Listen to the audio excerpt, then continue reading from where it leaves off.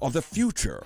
The gathering of budding scientists, budding botanists, budding engineers, budding medical specialists, marine biologists, systems architects, and much, much more. The Rotary Central Dr. Bill Rudy Science Fair will be at the Arc Commander Bay 8 a.m. to 12 noon. The gathering of the future. Students from over 15 schools across Cayman. Save the date, April 18th. The Rotary Central Dr. Bill Rudy Science Fair, sponsored by CUC, supported by the Cayman Motor Federation. Sign up today. RotaryScienceFair.ky. The future is sparkling. Now you can listen to Radio Cayman everywhere. Everywhere. Can you hear me now? Everywhere. Everywhere. Good. Yes, right from your Android or iPhone. Download the Radio Cayman app now on your Android or iOS phone. The Radio Cayman app Is where you can listen to Radio Cayman everywhere you go. Everywhere we go, we go. Everywhere we go, we go. Find it in the Google Store, the Apple Store, or use the link at www.radiocayman.gov.ky. Yes, now you can listen to Radio Cayman everywhere. Talk Today is brought to you by the Ministry of District Administration. Explore your history. Explore your land. Explore your sister islands. And Doctors Hospital. Peace of mind is important when life happens. Doctors Hospital. Always there for you. Call 949-6066. But I do have some questions. There are more questions than answers. Cayman Islands foremost listeners participation program. Talk Today. What's on your mind, Cayman? If you're ready to talk, we are ready to listen. Discussing current events and local news, community spotlights, hot topics, listener stories, cultural and historical discussions, environmental issues, fun and lighthearted topics, guest interviews. Cayman, basically anything you want to talk about, we are ready to listen. Here's your guest host, Charles Glidden. Coming up next, it's Open Line. We're freestyling, so pick up the phone and give me a call. We can chat about whatever. Get it off your chest. Express yourself on Talk Today, next on Radio Cayman. 50 years strong. Stay with me. Talk Today is reminding you to avoid any statements or comments which are abusive, derogatory, malicious, or defamatory. Do not use indecent language or make any statement that is false or misleading. Call 1-800-534-8255, 949-6990, 949-8037, or WhatsApp us on 925-3261. And now, back to Talk Today. Good afternoon. Welcome to Talk Today. I'm Charles Glidden. I'm here for the next couple of hours. You can chat with me about whatever you'd like to talk about, just about anything. It's just you and me, yeah.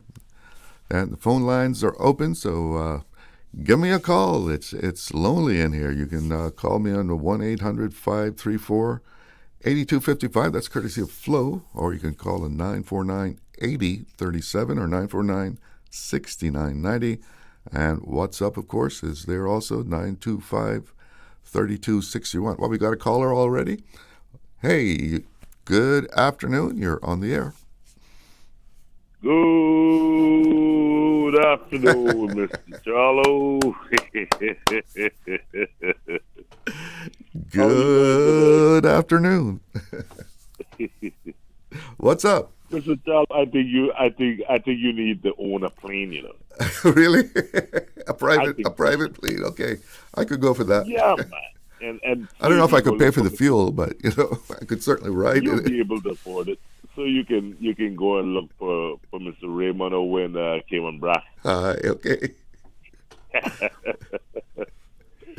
Mr. Charlo, I want to talk about the money today. The money. Show me the money. Show me the money. Money and property. Mr. Charlo, I wrote a story. Uh-huh. Couple years ago about it's just a story about a rich man who was trying to figure out people. Mm-hmm.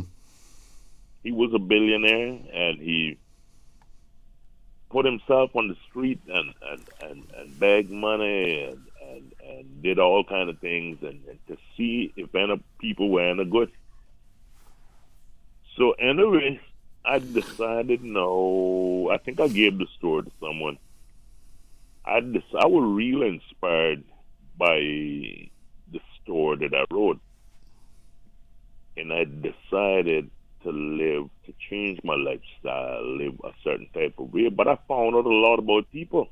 Yeah. Yes, sir. I met a lot of good people and a lot of dirty people too. Yeah, Mr. Charlo. But so how did that change your outlook on people? Oh, Mr. Charlo, I see things very, very clearly now. Ah, okay. You can you imagine a politician going in disguise and pretending to be poor, Mm-hmm. and to see the treatment he would get from certain people? That's what they need to do. That's what at least one politician in Cayman need to do, to see.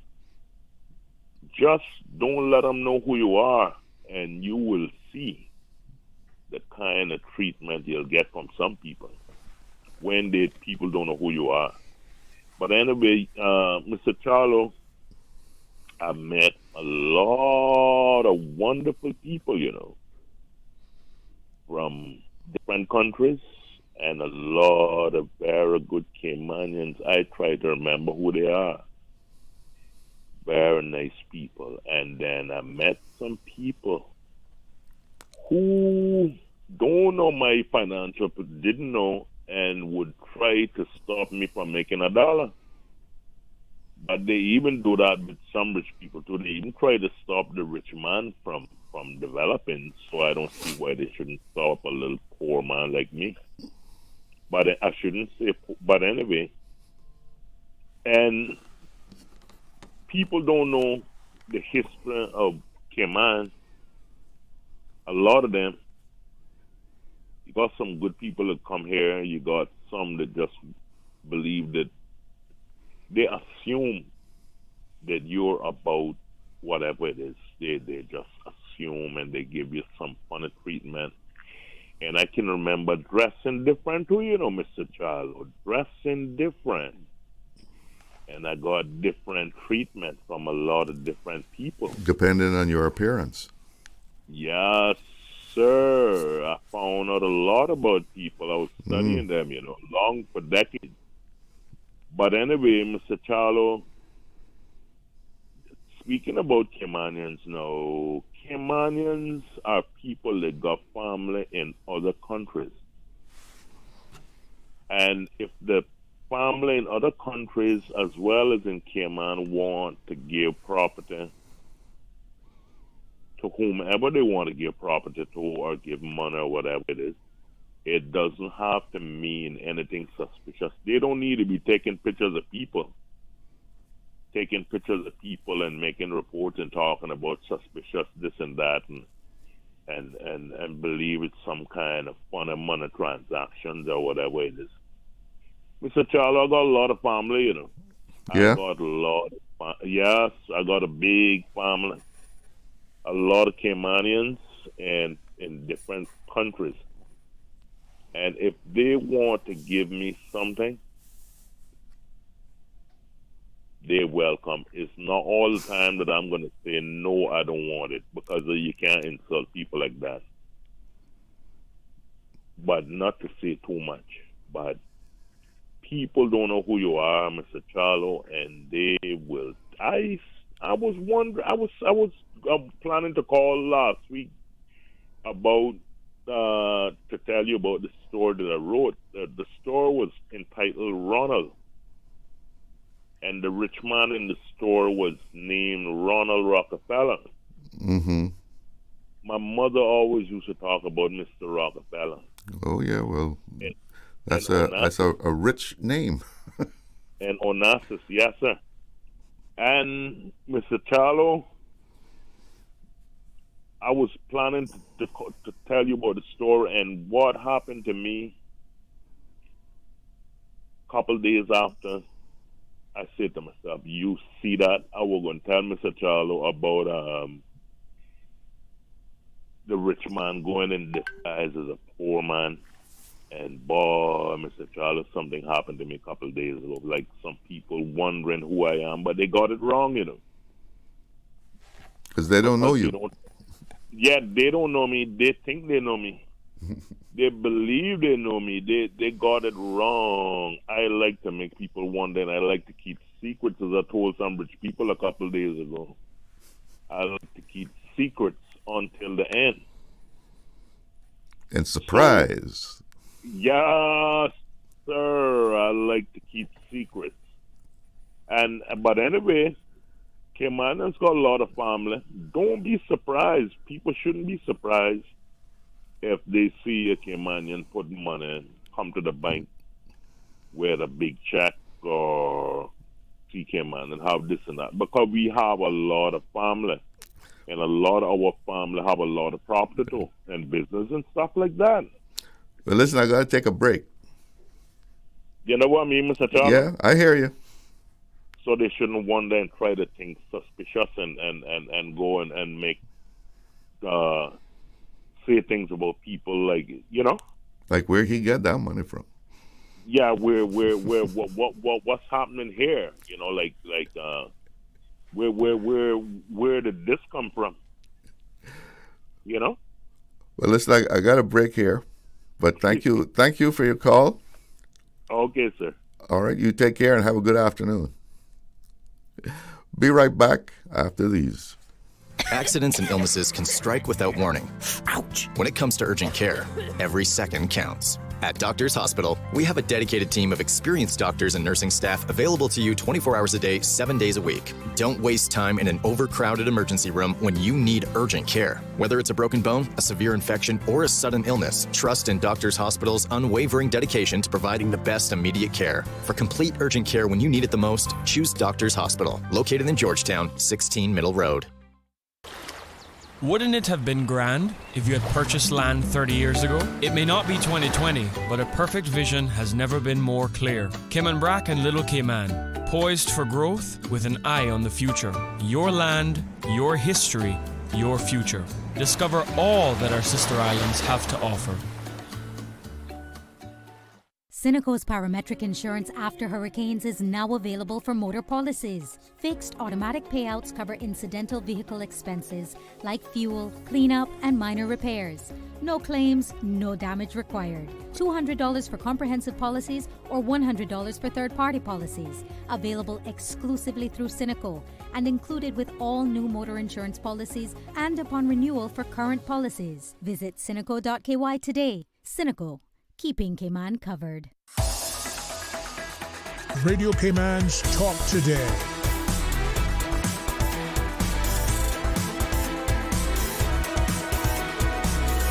What is on your mind, Cayman? Welcome back.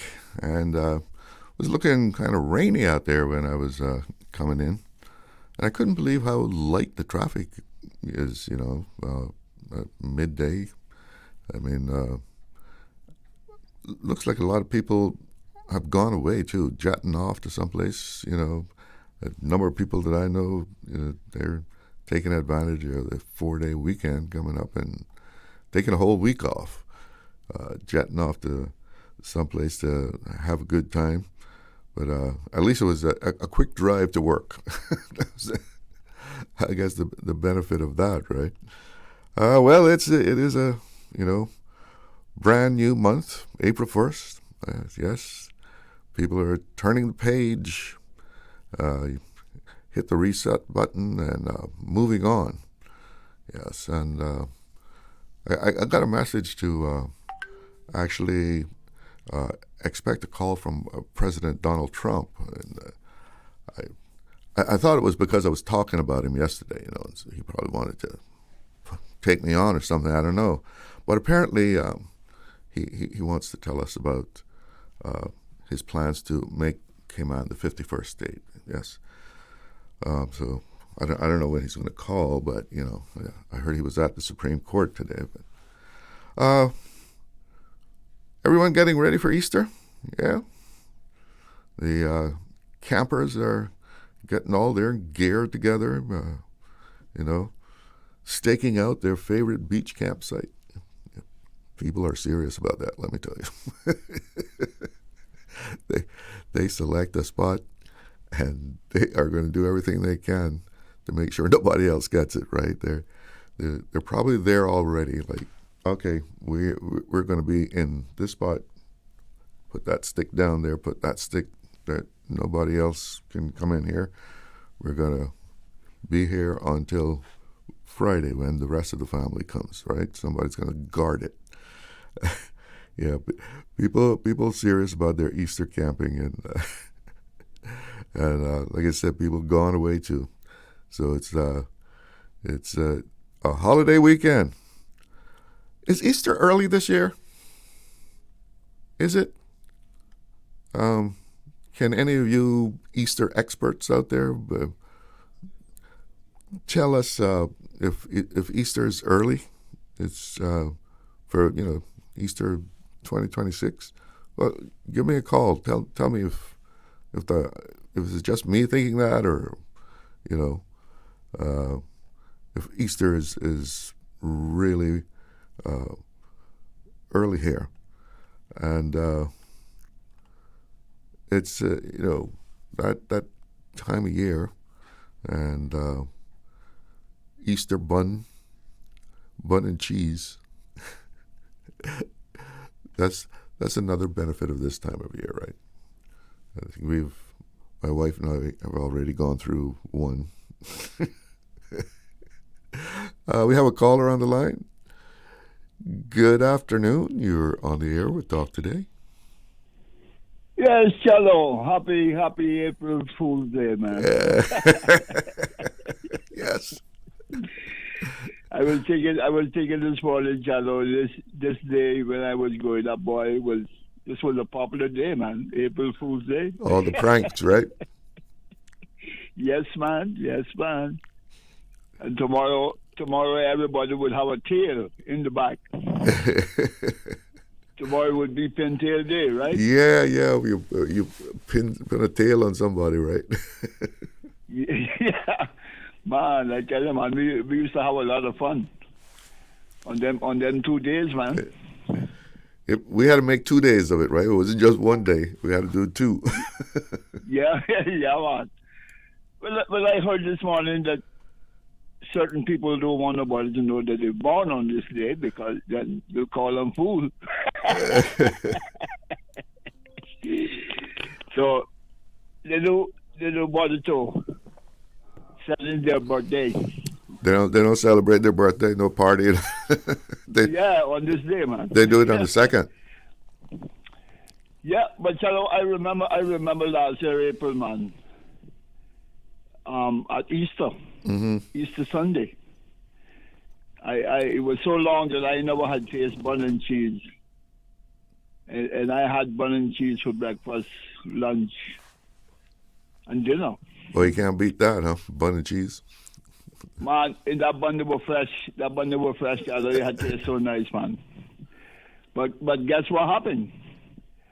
That carried up my sugar, my boy. I had to go take insulin the next day. Well, if you got the diabetes, you got to watch that. Yeah, so I said, well, it's not going to happen this year, because I'm not going to bun inside my place this year. I make sure I know I don't do that again, because that never felt good at all, my friend. Oh, no. Well, you got to watch that. That'll sneak up on you. But man, Easter time gone years ago. It was so nice, especially on Easter Monday, man. I know around 2 o'clock, 3 o'clock, when you look out from South Sound down to Northwest Pint, man, it was nothing but white sails. Regatta. On the horizon, yeah. White sails with catboats and schooners, man. And 7 Mile Beach, it didn't look like what it looked like today. We had the willow trees and some nice picnics and thing going them times. The man, I tell you, Easter Monday was really the Three Pines. The Three Pines was a favorite spot, right? Yes, man. Yes, man. I remember right there, public beaches. It was a cluster of willow trees right there. That every Easter, you would have families just assemble there and just have a nice time. And I tell you, it was so nice back in them times there, you know. But tell me something. Talking about Easter back in the day when we were growing up. Yeah. Do you remember people camping back in the day? Well, not really, but Because I can't either. I don't remember that. The camping thing is kind of a new thing, right? Relatively speaking. Yeah, but we used to have families on the beach too. Yeah, we go picnic and all that, but you know. But yeah, camping. No, I don't remember no camping business. You would go there on Easter Monday for the day and right. Go back home in the evening. Yeah, you spend the whole day on the beach. Yeah.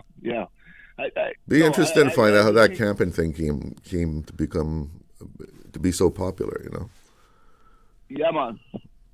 Yeah, I guess for a weekend, yes. Why not? Do some camping and thing with the kids and thing. You know, I'm sure it's fun. Nice. Yeah, that's supposed to be nice as well, man. Mm-hmm. Yeah, man. I'm just curious about how it developed into such a big thing. You know, what was the roots of it? Because I mean, yes, it is big, right? Big thing for Easter in Cayman. Yeah, man. Anyway, Chalo, have a good holiday, my friend, and I'll talk to you later. All right, good to hear from you. Yeah, man. I like the introduction from your first caller, man. That's nobody else got an introduction like that, my friend. Oh yeah, he's got the voice, man. He's got the voice. Yeah, man. I tell you. All right, later. All right, you have a good one. Have a good Easter. Yeah, man. You too. Even if you can't have the bun, right? Still have a good Easter. But I've wondered about that thing with this whole camping deal, right?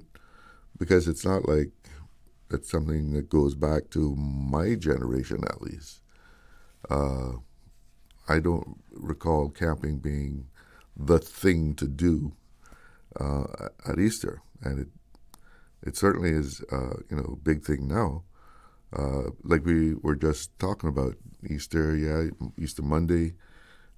You go up along the bay, as we used to say, and you have a picnic. You stay up there all day, and just enjoy the beach with your friends, your family.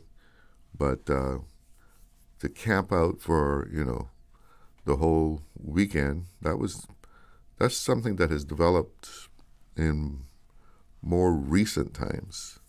More recent generations have taken to that. If you know anything about, how camping started and developed into such a popular thing, give us a call. Let's talk about it, because it's interesting how things become a custom, and lots of times it's just some little seed that was planted somewhere, and some people like to do it, and then other people say, hey, that looks like a good thing to do, and it just catches on, and pretty soon it's like it becomes a tradition. And if you talk to some people, especially younger people, they will very much say, yes, camping is a Cayman tradition. How far back does it go? We have a caller. Good afternoon. You're on the air. Good afternoon. How are you doing? I'm fine. And yourself? I'm very good. Thanks for asking. I'm very much enjoying the conversation, especially when we talk about the different things culturally that are changing over time. Mm-hmm. I'm in my mid-40s now, And I remember when I was 16 or 17 going camping on the beaches with my friends. Okay. So it's been, I wouldn't say, like, when we were kids, what I would find was that we would scope out a spot like a couple days before. Right. But there were always just a couple days, not 2 weeks, not 2 months, just a couple days before. So it was definitely a thing where people were doing it. And then what we found for us personally was it started to get really crowded. So we stopped going at Easter time and started kind of going around Christmas because the breeze was cooler, everything was nicer. Now, whether it was legal or not legal, we did 2 days. But we would actually harvest coconuts. We would bring a very small supply of food, but we would actually go fishing. What I see happening today is that these beaches are being commandeered and markered off from what feels like weeks in advance. And it feels like when I go to camp spots, it feels like they move their house, like they might need a contents insurance policy. Yeah. With all the things that they're bringing to the beach. TV like and everything, right? They've got a TV. Yeah. It almost baffles the mind. So when I was younger, it felt like, and I only had a few friends that I did it with, but they were generational Caymanians, and like I said, we would go fishing, we would harvest coconuts. If we didn't catch fish, then we had a small supply of food. Like, it was truly camping. We would make, a campfire. Mm-hmm. We were very respectful. We didn't leave our garbage on the beach. That notion of the only thing that we left behind were footprints. So I don't necessarily believe that what we were doing at that time was our Caymanian culture. I think it evolved from, like what you said, is you'd go to the beach for the day. And I think people go, oh, I enjoy this so much. Let's do it a little bit longer. I think that's probably how it evolved. But what I see happening today is something entirely different. And I'm not sure exactly how culturally relevant it is to Cayman or Caymanians when everybody's moving their house. I've even been in some tents where they have AC. AC? So they have a cooling thing that has some cooling agent thing. I'm not technical. I just asked. So and they've got a generator, right? I've passed by and heard generators going also. It's very loud. Some people are really kind and respectful and keep it simple. What I truly love seeing about it, to be totally honest, is families are outside in the fresh air and they're utilizing their beaches. What I'm most concerned about is our beach access, because there's the expression, if you don't use it, you'll lose it. So what is nice is that you have such an outpouring of residents using the beaches at Easter that it's almost like an annual reminder to anyone that might think otherwise that the beaches still are for everybody. So in that regard, I like it. I don't do it anymore because it doesn't look like camping. It looks like relocation services. But I love seeing the kids outside. I love seeing the families make memories together. I think there's a lot of beautiful parts to it, but I don't necessarily know how cultural it is. And at what point does it become a tradition? Like you said, in your childhood, it was you spent the day at the beach. So at what point and for how long does something need to be being done by generational Caymanians before it becomes a part of our history or our heritage? I mean, the people that I know that love to do it are generational Caymanians. I mean, so it's something that is just caught on, and people like to do it. It's and I mean, that's the thing about culture. Culture is not stagnant. Exactly. It's a living, evolving thing. And what was culture 100 years ago is not going to look the same today. And, that's something we have to face, too, that we have to accept that we are a developing place and culture will change. And often it's our very own Caymanians who are a part of that change. Absolutely. I don't think any change on this island, regardless of who gets assigned responsibility for the change, I don't think any change happens without the compliance or consent of a Caymanian, whether it's through our legislature when they create laws.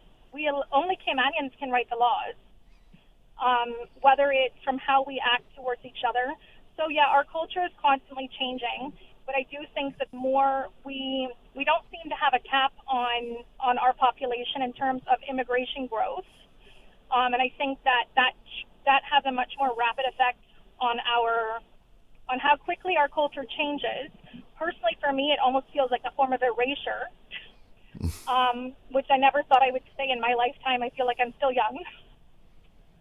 But again, it is nice to see the families out. It is nice to see the kids in the fresh air. It's even better when they don't have screens in front of them. And it's amazing because when they grow up, they will have memories of Easter, going to the beach with their families, maybe cooking some fish on the beach. So I do enjoy that. And I just hope that everybody this Easter is respectful and kind and cleans up after themselves. Yes. And appreciates that we all share our beaches together. Well, thank you so much for the call. Thank you. Nice talking to you. Take it. Have a great day. Happy Easter. Happy Easter. Time to take a little break here. Actually, I'm over the time. Be right back. Did you know that Doctors Hospital provides urgent care services 24 hours a day, 7 days a week? And Doctors Hospital's urgent care physicians have access to the most advanced MRI and CT imaging in the Caribbean, providing reliable diagnostics when you need it most. When you need quality urgent care for an illness or injury, Doctors Hospital is here for you 24/7. Whether it's a migraine, chest or abdominal pain, shortness of breath, broken bones, or another urgent need, Doctors Hospital at the top of Walker's Road. Urgent care right now. Good news for babies. The updated national immunization schedule now includes an important improvement to the hexavalent vaccine, protecting babies against 6 serious diseases, including hepatitis B. Hep B can cause lifelong liver problems, including cancer and cirrhosis. Your baby will get the shots at 2, 4, and 6 months with a booster at 18 months. Vaccination trains the immune system to fight against infections and keep the community healthy. Talk to your doctor about the updated vaccine schedule today. This message is brought to you by the Ministry of Health, Environment and Sustainability and the Public Health Department. The offices of dermatologist Dr. Wayne Porter will be taking appointments from April 13 to 17 at his Crew Road Clinic. Appointment slots are limited. Whether you're seeking advanced skincare, Botox, filler, cosmetic enhancements, or simply looking to reduce wrinkles, Dr. Porter offers a full-service dermatology and dermatological surgery practice. For more information, email dr.porterkman@gmail.com or call 946-9020 to book your appointment today. That is 946-9020. Hi everyone, this is Paulette Connolly. One of my favorite memories of Radio Cayman growing up was listening to the radio comedy Clitheroe Kid after I had completed my homework in the evening. We present Jimmy Clitheroe as the Clitheroe Kid. And then in 1980, after joining the staff of the station, I was one of the announcers who played the program on air for our listeners. Happy 50th anniversary, Radio Cayman. Radio Cayman's Talk Today.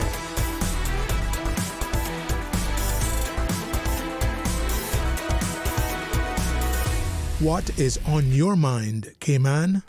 Welcome back, and let's go straight to the phones. I got a call in before we reach news time. Good afternoon. You're on the air. Hello, Charlo. Thank you very much for your valid service, firstly, and happy Easter to you and your audience. Thank you. I would like to chime in about the now evolving tradition of camping. Mm-hmm. From my observation, it seems that camping came into vogue about 1990. That's been my observation, and I've lived 43 years of my life here. So I think I have a good idea. Before that, as the previous caller stated, Caymanian families would gather by the beach, and they would have food and fun and continue Caymanian traditions of how to cook and how to read the stars and connecting with their maritime past and connecting with how you safely interact with maritime creatures and being truly Caymanian, salt water in the veins. But the tradition of staying by the beach seems to have evolved from about 1990 thereafter and has ballooned over time ever since. and I do agree with the previous caller who was very erudite in talking about the glamping and the large, oversized presence by the water.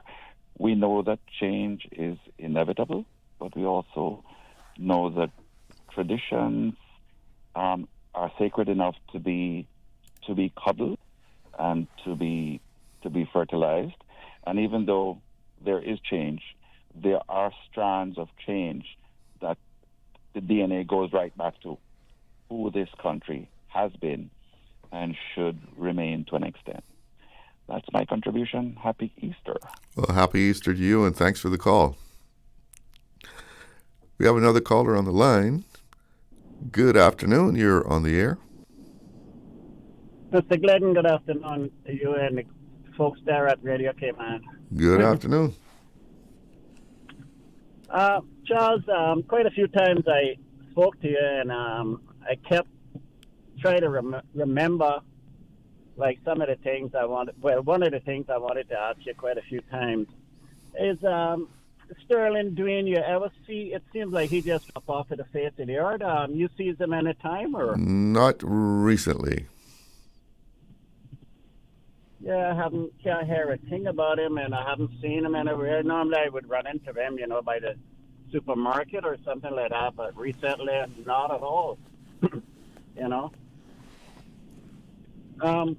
Another thing, it was very refreshing this morning to hear the Premier and Mr. Hugh on the same talk show, which is something very unusual, but I take my hat off to those gentlemen for doing that, because this country is small and division is not something that we need. We need togetherness.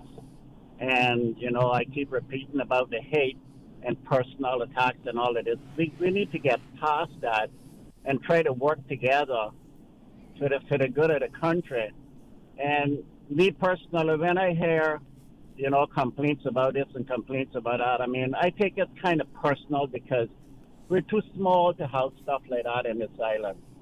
And the thing is, everybody knows everybody, and we're all Caymanians together. So, it's time that, they work together, put their differences aside for the good of the people, because they're not working for themselves, they're working for us. We are the ones that elected them to do a job, and that's about the level of it. We expect them to do their job to the best of their ability and come up with ideas that is going to profit the country in a long run. But, lately, that's not been happening. So I hope they take a different view on this whole thing and come together as one. And, maybe they'll be the government next 4 years. You never know.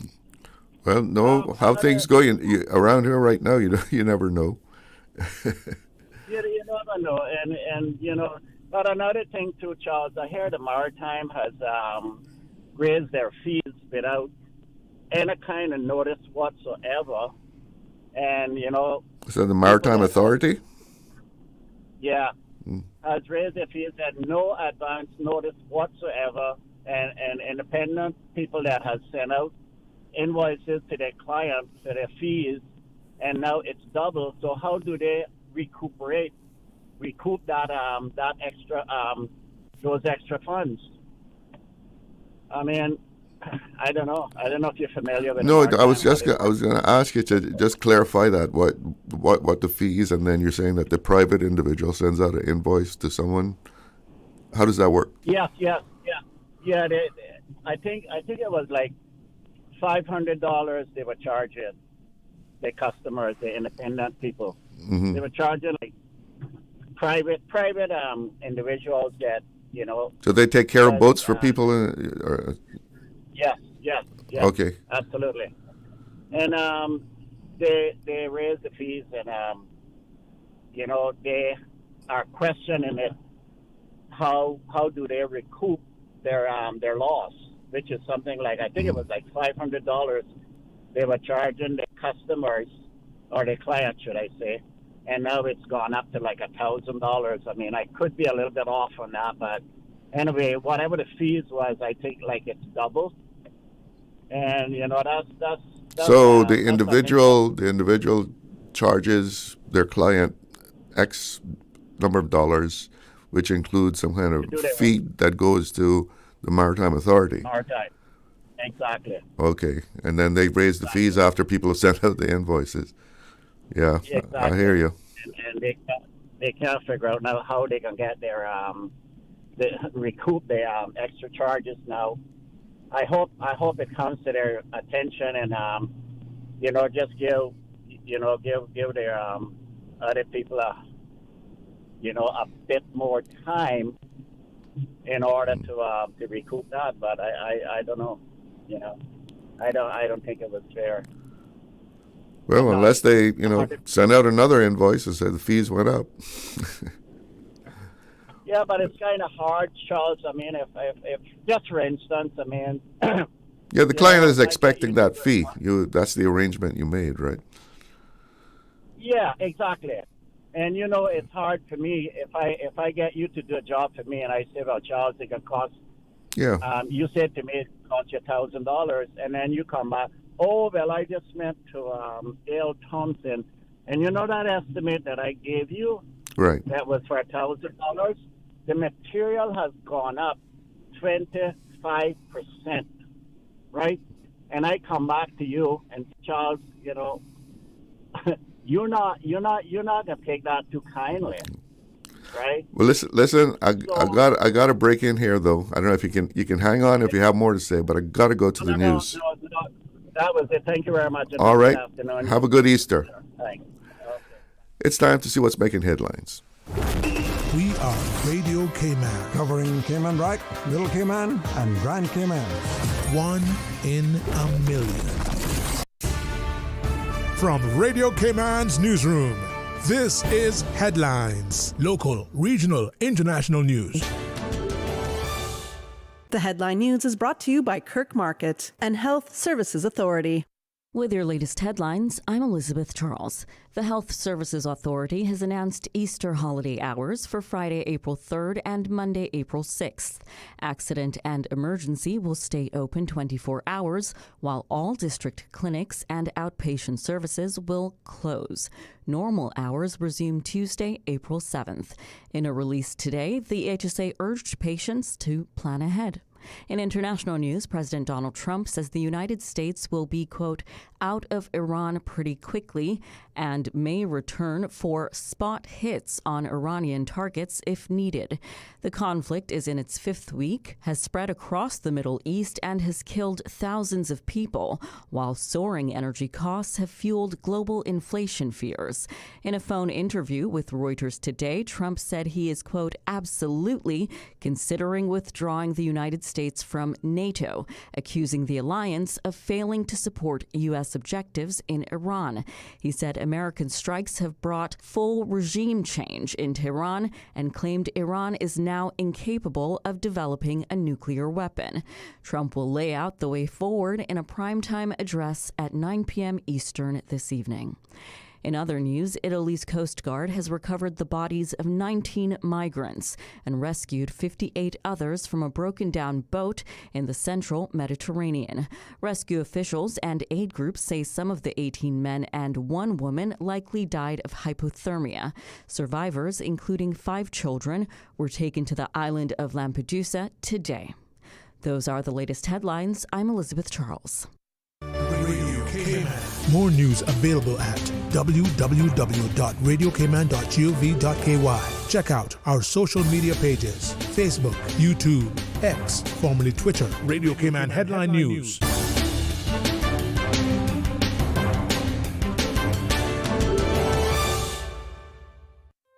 Looking for fresh, healthy food that's full of flavor? Then you've got to visit Kirk Market. Our dishes are made with fresh, high-quality ingredients. Enjoy vibrant mixed greens or satisfying pasta salads. Or try one of our delicious grill options like blackened chicken, spicy beef steak, or grilled salmon.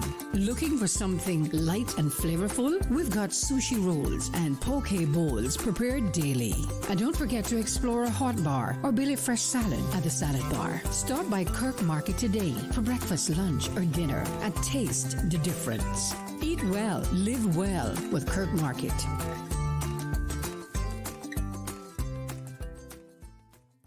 At HSA, we strive to provide the highest standard of care with compassion, integrity, and dedication. And so we say thank you, Cayman, for continuing to make us the most awarded organization on island by voting us the best of Cayman Islands in 9 medical categories. Your support reminds us why we do what we do, to serve the Cayman community with kindness and excellence. To find out more about our award-winning services, visit hsa.ky.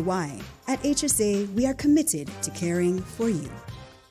Radio Cayman is pleased to feature this special Sister Islands historical vignette brought to you by the Ministry of District Administration and Lands. Explore your history, explore your land, explore your Sister Islands. In September 1996, a former Cuban Navy Coney II class frigate, designated 356, was scuttled in shallow water in Cayman Brac. This ship was built in 1984 as one of 3 Coney II class frigates sold to Cuba to support its Cold War fleet. In 1996, the ship was purchased from Cuba by the Cayman Islands government to be scuttled in Cayman Brac as a dive attraction. The 2 remaining Cuban Coney II class were expended as targets.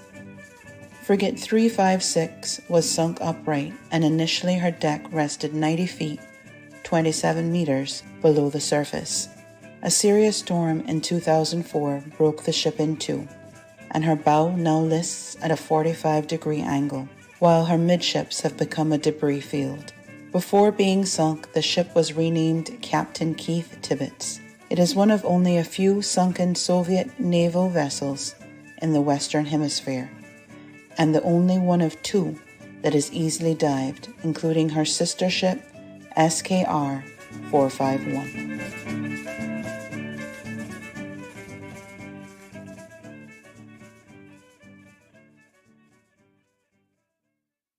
Radio Cayman is pleased to feature this special Sister Islands historical vignette brought to you by the Ministry of District Administration and Lands. Explore your history, explore your land, explore your Sister Islands.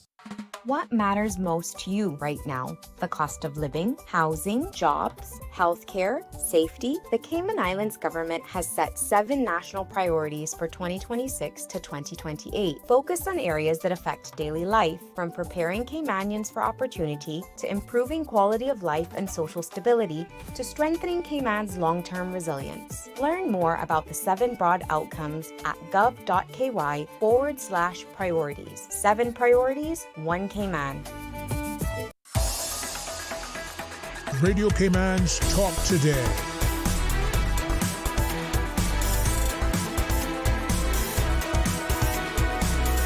What is on your mind, Cayman?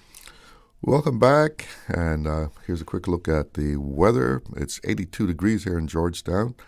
Feels like 88, and the wind is out of the east-northeast at about 14 knots. Today's forecast is calling for isolated showers this afternoon, and more isolated showers through the evening and into the night. We can expect easterly winds at 10 to 15 knots with higher gust, and moderate to rough seas with wave heights at 4 to 6 feet.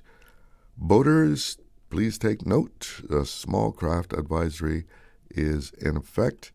And taking a look at the radar in the 30-mile range here, yes, we have showers in the area, and some of them coming on land, but a lot more out at sea. And let's see what the Sister Islands looks nice and clear over Cayman Brac and Little Cayman, but we can expect isolated showers for the rest of the day and also tonight. Well, we've been talking about the camping phenomenon that we have here in Cayman and how it developed. And so we have a WhatsApp message here saying, you are so right, Charles. This camping thing is not as traditional As some would think, camping is a North American thing and was introduced in the late 60s, early 70s. I would have thought it would have been a little later than that, but anyway. Of course, that means that there are now 2 generations of Caymanians that have been born into it. For people in our age group, we will remember the solemnity of Good Friday and Easter Sunday, and of course the church and family picnics on Easter Monday. Easter on the Christian calendar is the most solemn time of the year. And yes, that's, so many of our holidays are rooted in religion, our Christian religion. And that's another evolving of culture, isn't it? How these holidays like Easter, Christmas, of course, even though religious in origin, over time the religious aspect has in many cases been eroded away, taking on a more commercial or simply a holiday, time to take off from work and celebrate in a more secular manner, and such as camping out, I guess, but that's the evolution of of culture. It's not stagnant, as I was saying. So yes, I remember before I went off to Florida, Easter was always a very solemn time, and it was the Easter Monday that people went to the beach and so forth.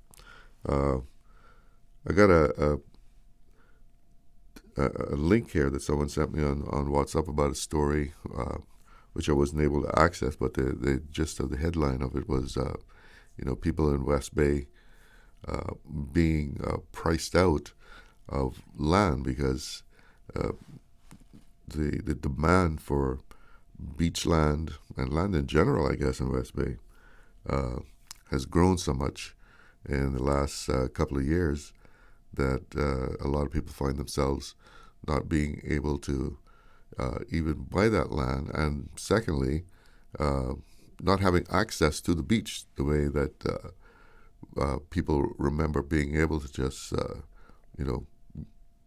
go out on the bay and go down on the beach kind of thing, right? Especially up there, Boggy Sand Road, I've heard people talk about, because I remember, back in the day, you could go up Boggy Sand Road and just practically anywhere along there that there wasn't actually, a house or two that you could just go down on the beach. There's a lot of grape trees and stuff along there, and people could just strike off of Boggy Sand Road and be down on the beach in no time and enjoy themselves. But again, we live in a rapidly developing society, and everything is changing.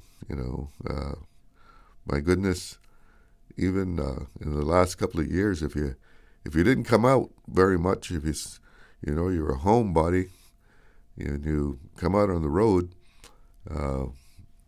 you say, when did that building go up there, right? Well, what happened here? What kind of building is that? Because things are changing rapidly. We do have a caller, so let's go to the WhatsApp. Good afternoon, you're on the air. Good afternoon, Mr. Charles. How are you today, sir? I'm fine. How are you? Yeah, I'm just listening to the stories. So much people know the history better than some Caymanians, seems like. But do you remember? I know you remember, because you're from West Bay. Easter time, we had regattas. Yeah, well, one of the callers called that because he's from West Bay to South Sound, you white sails. Yep. We had regattas, and I agree with Mr. Thompson just now, what he was saying as well, that it reminded me today of the time when Bob Marley got what was Siaga and the other one And to Manley? shake hands. Siaga and Manley? Yeah. That's how it reminded me this morning. I was laughing to myself, saying that Bob Marley, I can read a song about them now today. I read a song about them today too. Yeah, but it, like what Mr. Thompson said, we too small, and everybody know everybody yard, and we gotta put by God. Some gotta win, some gotta lose, and the people decided who. So if I lose, just maybe next time it'll be my turn, But let's work together because we all in there, like Mr. Thompson said, for the betterment of the Cayman Islands. Yeah, well, we have the Westminster, parliamentary system. And, the opposition, and sometimes people misunderstand that remember it's called the loyal opposition, right? Yeah. When the opposition challenges the government on something, they're really doing their job, it's one thing to just oppose for opposition's sake, but it's good to have an opposition that will challenge a government, because then the government must show why what they want to do is the right thing. It's like, prove your case. Yeah. I'm questioning you on this, so prove your case to me now. Yeah. And like what you just said, the opposition got a job to do too. So they got to do it, But it not how to be nothing personal. Right. When you let out to a meeting, you shake hand and tap each other on the shoulder and say, man, that was good, and both sides are united together. But I like to see that this morning. But as always, Mr. Ebanks is a very humble man.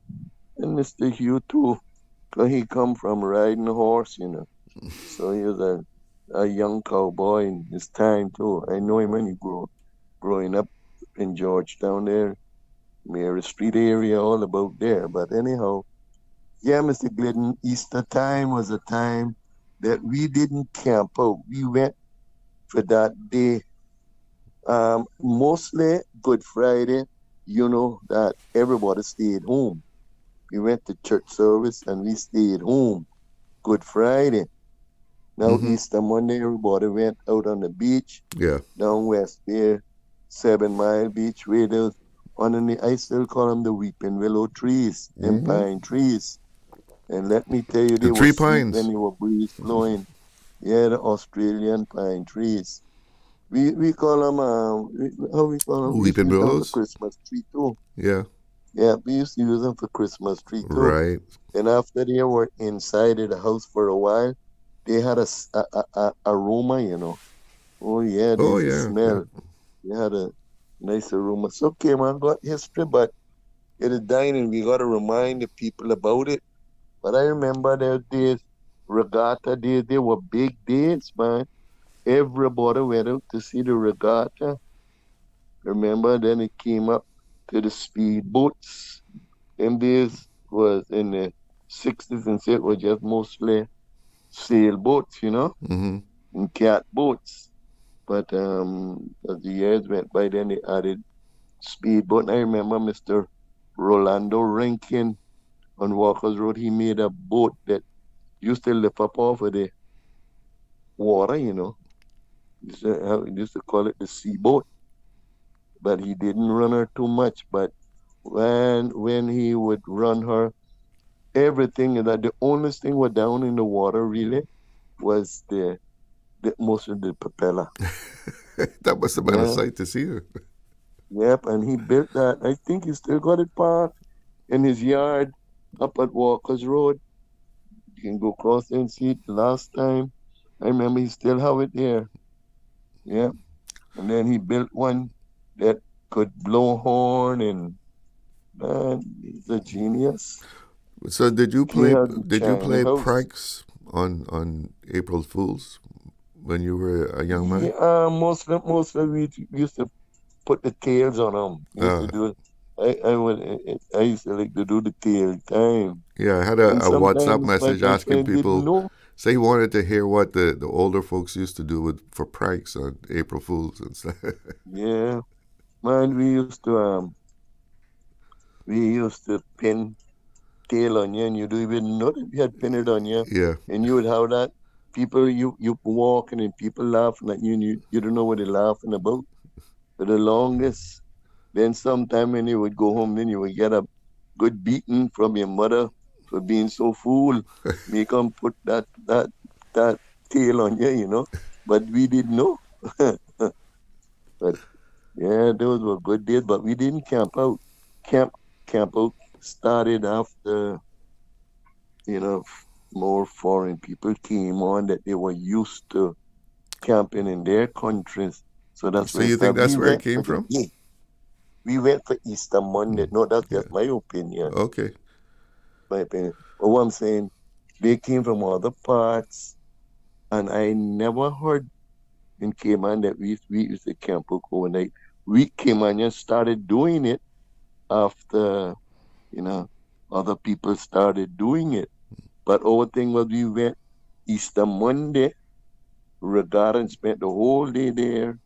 Those days there were plenty of mosquitoes too. We had smoke Yes. pans going. That's one. And Another swimming WhatsApp locally. message here was saying, Chalo, we had a lot of mosquitoes in those days. They were the days that were mosquitoes. Woo! They were the days of mosquitoes. We used to go in the sea all day, and we only had our nose, the nostrils out of the water, man.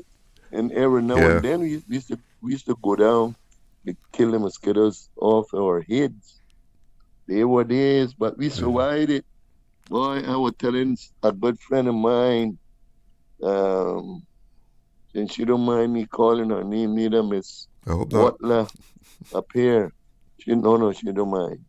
Miss Loise. And we were talking a few days ago, and I was telling her, boy, if just for 2 days the mosquitoes in our time would come up, boy, you would see a peaceful Cayman Island. You would see a peaceful island because they couldn't handle it. This generation can't handle the mosquitoes, and I hear people talking about mosquitoes now. And mosquitoes now, nothing. You catch them in my hand. Back then, when you went for a nothing. walk, after dark around dusk. You had to have your little own personal smoke pan, right? We had it always. We used to collect the 1 gallon pink cans. Yeah. They were the prize, and then we would take an ice pick and bore a hole and put a longer piece of wire for the handle. Yeah. Or some Longer kids would piece of have wire, like a carnation milk can, just a smoke, small little one. smoke pan. Those were the days. They were part of our life. I wish they could come off about a week. Woo! What a sweet Cayman we would have. George, thank you for the call. I got to get someone else. Yep. I've got another call, but thank you. Nice talking to you. Have a good Easter. Yeah, same to you. We have another caller on the line. Good afternoon. You're on the air. Good afternoon. You're back. Again, Mr. Charlo. You're I'm back. What's up? Mr. Charlo, thinking about this trick I played on some people when I was a teenager, when I was very, very young. I used to have a lot of gold now. I have like some big gold pendants and gold teeth and things like that and all different things. And now the people used to say, I got sick of it. They used to say, how you doing, done this and done that, and all the most respect in this and that. So I say, you know what I'm going to do, Mr. Charlo? I took the chains off and I took off everything and I put them down. And I went out, I used to go party and I went out used to go out now and let them see me with nothing and look like I don't have anything. So now they started to spread rumors on me now, and oh, he must be on drugs, and they're laughing at me and all that, Mr. Charlo. So I decided now to put them back on. I put back on the goal now. And then they had different things to say. They say you see how people are, you see how life is with people. And I decided, something, I don't want to go, Mr. Charlo. People are too fake. That's why part of the way I wrote that story about the rich man going on the street and begging and pretending to be nothing. To see who people are in search of true love and real friends. And let me tell you, Mr. Charlo, when you're down like that, you see a lot of things you can see very, very clearly. So that's part of my life story, Mr. Charlo. All right. Well, thanks for sharing that with us. All right, sir. All right. You take care.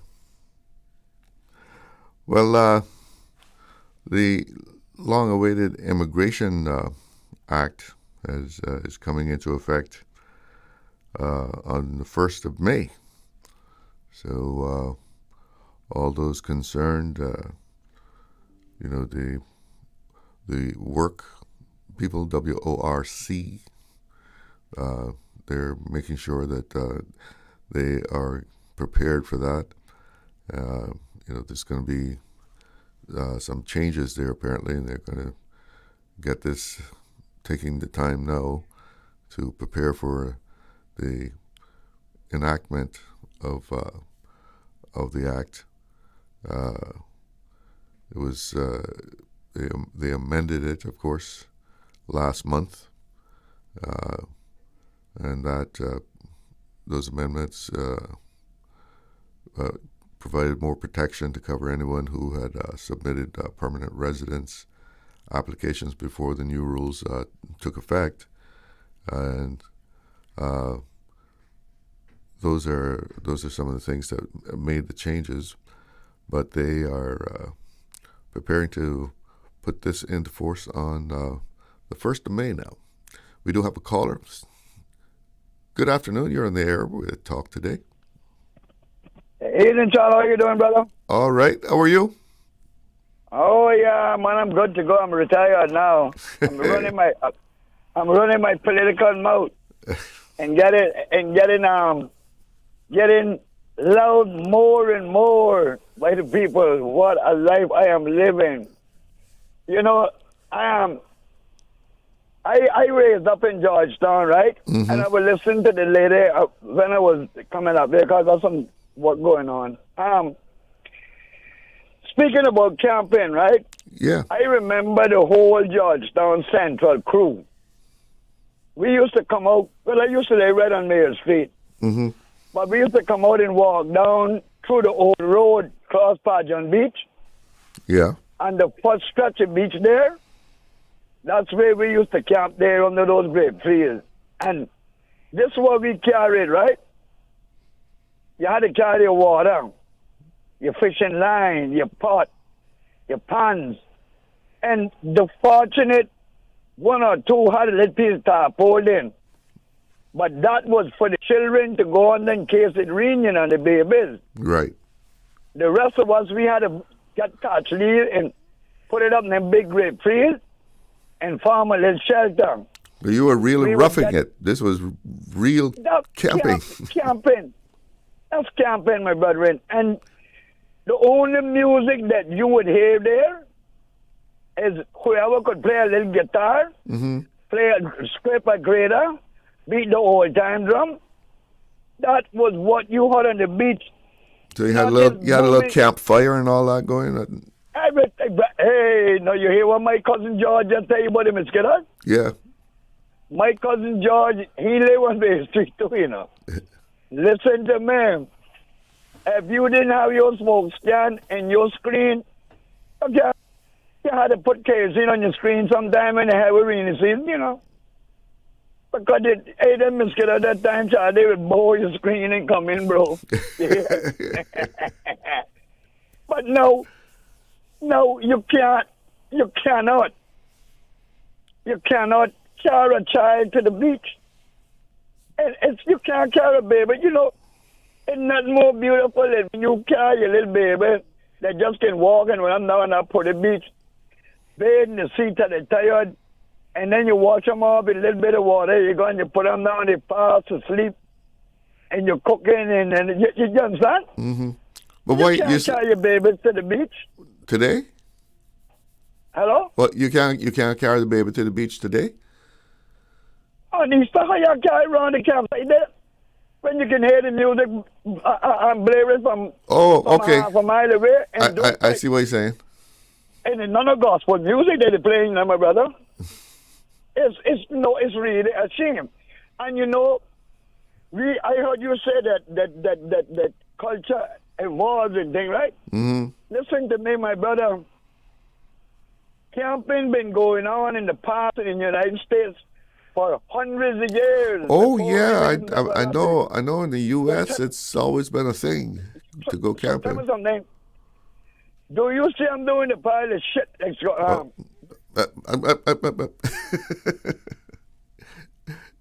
You still there? The call dropped. Oh, okay. All right. At any rate, that was a good point. It's 1:30, and that is time for a break. Accidents and illnesses can strike without warning. Ouch! When it comes to urgent care, every second counts. At Doctors Hospital, we have a dedicated team of experienced doctors and nursing staff available to you 24 hours a day, 7 days a week. Don't waste time in an overcrowded emergency room when you need urgent care. Whether it's a broken bone, a severe infection, or a sudden illness, trust in Doctors Hospital's unwavering dedication to providing the best immediate care. For complete urgent care when you need it the most, choose Doctors Hospital, located in Georgetown, 16 Middle Road. Explore your history. Explore your land. Explore your sister islands, the ultimate staycation experience. Your culture, your freedom, the land that time forgot isn't gone. It's your sister islands. Discover all that our sister islands have to offer. When life feels busy, it's time to slow down and tune in. Breeze 105.3 FM gives you the timeless hits, smooth favorites, and the music that feels like home. Cannot express how much you mean to me. Switch now and ride the breeze. Radio Cayman's Talk Today.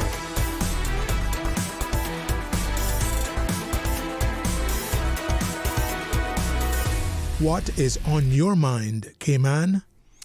Welcome back. And our caller is back with us. Hello, you're on the air? Sorry about that. Yeah, you see, our AI automatic sensor got you. Yeah, like I said, I am sorry. I apologize. I mean, I got a little carried away. I got really mad. You got involved in the moment. Hey, thank you, sir. So what I'm saying now, I was reading up a thing about I forget the part of some beach in Jamaica or campsite, something, right? Mm-hmm. That they got it for seniors only. Yeah. And I think, like public the Governor's Beach there, which is one of our prime beaches, that should be designated, and a certain part of Barcas should be designated for seniors only. So you do not go in there with your loudspeakers and your stupidness, your arrogance, right? Okay. So let us, because I am 67, and I think you were 2 years older than me, something like that, right? Well, more than 2. Well, okay. So you're still a kid to me. Okay, sir. Okay, but do you think it would be nice that when you go to the beach and be sitting down, looking at the frying pan, listening to the fish frying and talking and reminiscing, instead of hearing it boom, boom, boom, boom, boom, boom, boom, boom, like the water coming out of Africa? Yeah.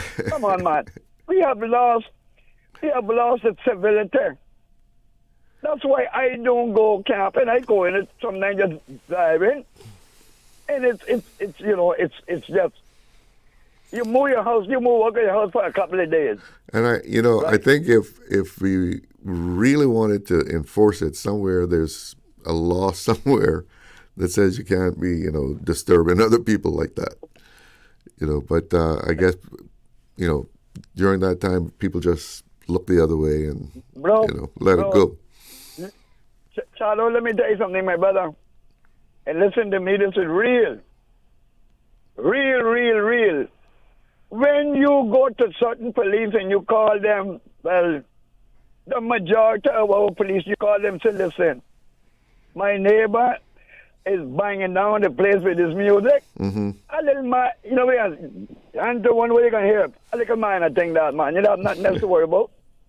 And I heard our own Cayman Island, Cayman Black, first in history, Commissioner of Police talking about the park in Georgetown, saying that, you're going to get this meter to save the music to listen, back in the day, all you got to do is say, listen, this is for the public, shut your music off or leave the premises immediately.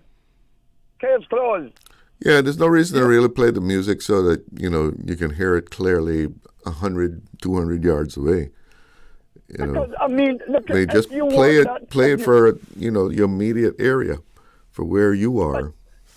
Charlo, I played in the band years and years and years and years. You know that. Mm-hmm. If you want that kind of music, go to the nightclubs. I ain't going there. And I'm sure you're not going to see no children there deafening them. But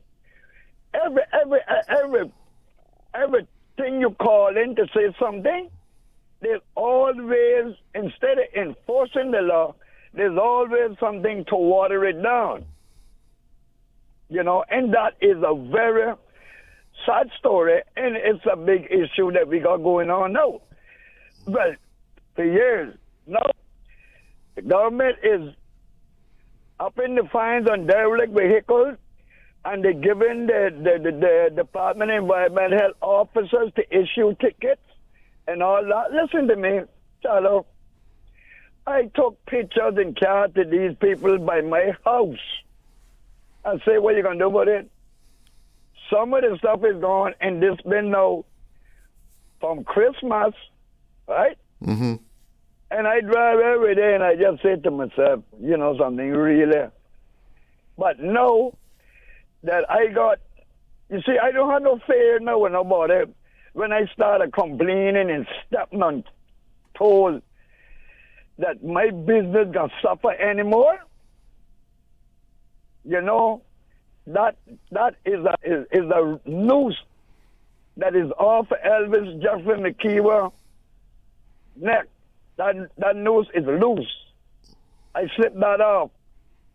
And I want to see if these laws, we got the laws and, we got the laws in place. Yeah. But nobody is enforcing them. And I hear now, because I campaign a lot of things. I got replay about my campaign. When I get in trouble, if I work and I get fired or lay off, and I don't get no pay, if I go to court and I get away, right? Mm-hmm. Now, some civil servant tell me, now, boy, they go holy for changes coming up, you do this, you do that. All right?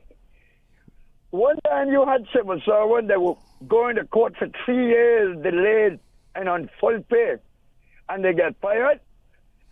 They get acquitted, they quit their job, they got a pension, whatever. Or some of them get convicted, but they got 3 years pay. My thing is that I campaign on, if you got the trust of the government and you are being investigated, you are off of the payroll. But you're well, they got mortgage to pay. You should have thought about that. Look, when I was selling... But suppose they're innocent, though. Suppose the charges are shown to be innocent. Sir, I'm not finished. I'm not finished. Mm-hmm. If you didn't have no pay coming in, you were going to be in your lawyer and the prosecutor. It had to be settled within 3 months. Right? It got to be a serious thing that you can't settle it within 3 months. 6 months maximum.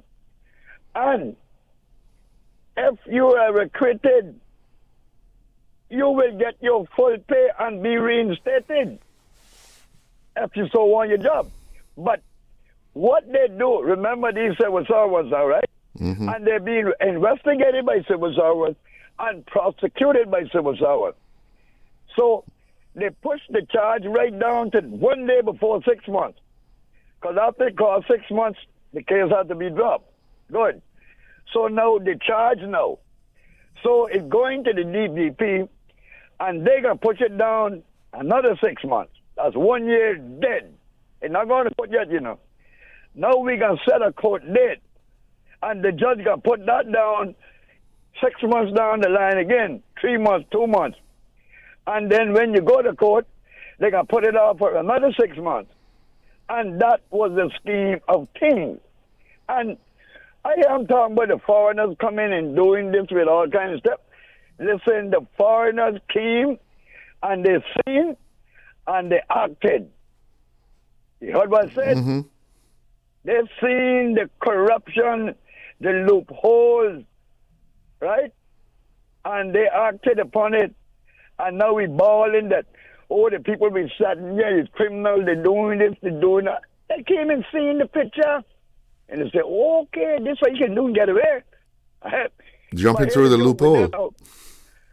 Hey, every law. Remember, I went to court another time, and you know what my lawyer is trying to save me, and the prosecutor is trying to jail me. And you know what my lawyer says to them, to the prosecutor, or the prosecutor says to the lawyer? You know what they call it? My learned friend. Yes. You heard that? Learned friend, yes. Because I'm a fool. The one in the dark is a fool. They make you know.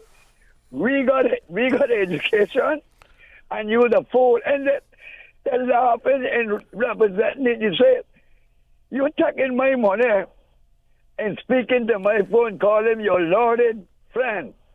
So you tell me I'm a fool. I'm a fool because I shouldn't have been on them. Right? Elvis, I got to get another caller in here before I take a break. Yeah, man. Okay, brother. Thank you. Good to hear from you. Good to hear from you. All right. Good, man. Good. Let's take this other call. Good afternoon. You're on the air. Good afternoon. Thank you for taking my call. Of course. I was listening to Mr. Shillette and Mr. Elvis, and you know, really what both of them are saying is the truth. Now, we keep two sacred holidays, which is Good Friday and Christmas Day. Mm-hmm. And I was really thinking, you know, I don't know why people have to come in here and open the bar rooms on Good Friday. When we were growing up, everywhere was closed.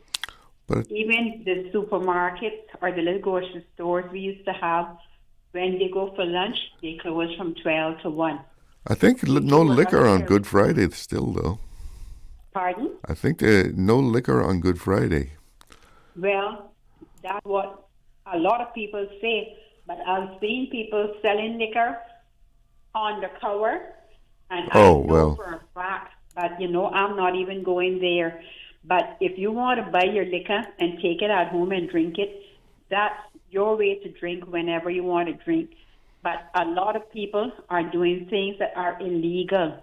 And I am saying they should not even open any place that are selling liquor on Good Friday, because it is supposed to be a very sacred holiday. And when we were growing up, most of the supermarkets and little groceries was closed from 12 to 1. If you were out of sugar, you had to wait till they open on 1 o'clock or do without it till they open. Now, the thing is, everyone is just waiting for the bar room to open. If you need to get your liquor, buy your liquor and take it home and drink it at home. This is supposed to be Orret. This is supposed to be a Christian island. So we need to start to put in action what our island stands for. The tourists come here to enjoy our way of living. A lot of them complain, why are the bars, why are the liquor selling, why are they open on Sunday? Listen, let's go back to the old ways. If you want your liquor, it's up to you. Go buy it on a Saturday, take it home. No way should be open on a Sunday selling liquor. If the restaurants want to do it, that's into them. But I don't think any public places should be selling liquor on Sunday. So I'm going to leave it at that. All right. Well, thank you for calling and expressing yourself. Thank you. Have a good Easter. And on that note, actually, there's a story, on the Compass Online here. And I'm sure this was a statement coming from the Liquor Licensing Board. Alcohol sales, as well as dancing and music, will be prohibited on Good Friday as Cayman observes the Easter holidays. The Liquor Licensing Board, in a statement this week, reminded holders of liquor, music, and dancing licenses of the holiday restrictions. Ahead of Good Friday on the 3rd of April, alcohol must cease to be served 10 minutes prior to the end of a licensed establishment's permitted hours.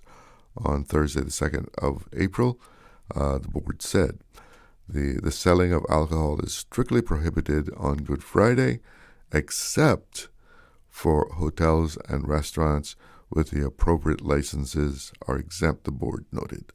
Liquor stores and gas stations will not be permitted to sell alcohol throughout Good Friday. So that's the word from the Liquor Licensing Board. Good Friday, no alcohol, with the exceptions of the holidays and restaurants who are hold licenses to be exempt. Be right back after this break. There you go, sir. Thanks for choosing JN Money Transfer. Boy, thanks to JN Money Transfer, I can stay right here in Cayman and pay mama bills back home in Jamaica. Her water, light, phone, and other bills never late. Every month I pay everything in one place. Make payments to over 30 companies in Jamaica through JN Money Transfer. Fast, affordable, convenient. Call 1-800-744-1163 for details. Cineco's parametric insurance after hurricanes is now available for motor policies. Fixed automatic payouts cover incidental vehicle expenses like fuel, cleanup, and minor repairs. No claims, no damage required. $200 for comprehensive policies or $100 for third-party policies. Available exclusively through Cineco and included with all new motor insurance policies and upon renewal for current policies. Visit Cineco.ky today. Cineco, keeping Cayman covered. Radio Cayman celebrating 50 years of a golden pearly shell broadcast service to the Cayman Islands community. 50 years over 6 decades, enriching the Cayman Islands community with entertainment and content covering inspiration, current affairs, news, CI historical and cultural enrichments, and a wider view of the world around us. Happy 50th anniversary, Radio Cayman.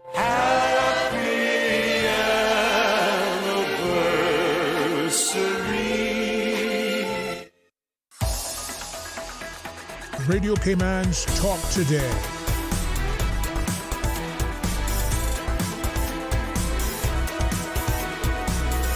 What is on your mind, Cayman?